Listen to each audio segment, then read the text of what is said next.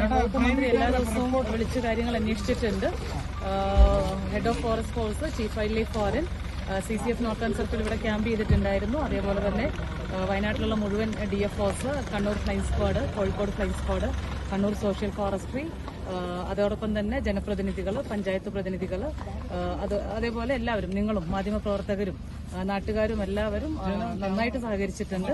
എല്ലാ രീതിയിലും കൂട്ടായ ഒരു ശ്രമം കൊണ്ടാണ് നമുക്കൊരു അപകടം ഒഴിവാക്കാൻ പറ്റിയെന്നുള്ളതാണ്. എല്ലാ രീതിയിലുമുള്ള കേജിങ്ങും ട്രാങ്കുലൈസിങ്ങും ഈവൻ എക്സ്ട്രീം കണ്ടീഷൻ വരെ ഞങ്ങൾ ട്രൈ ചെയ്തിരുന്നു. ഇതിലാണ് അവസാനം ഞങ്ങൾക്ക് കേജിങ്ങിലാണ് കിട്ടിയിരിക്കുന്നത്. എല്ലാവരും സഹായിച്ചു. നെക്സ്റ്റ് സ്റ്റെപ്പ് നമ്മൾ പുത്തൂരിലേക്ക് മാറ്റിയെന്നുള്ളതാണ്. അവിടുത്തെ ഒരുക്കങ്ങളൊക്കെ പൂർത്തിയാക്കാൻ വേണ്ടി വിളിച്ച് പറഞ്ഞിട്ടുണ്ട്.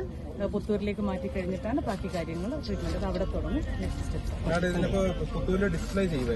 ഇല്ല, ആ കാര്യങ്ങളൊക്കെ പിന്നീട് നമുക്ക് ആ രീതിയിലല്ല, ട്രീറ്റ്മെന്റും കാര്യങ്ങളുമായിട്ട് അങ്ങോട്ട് കൊണ്ടുപോകും.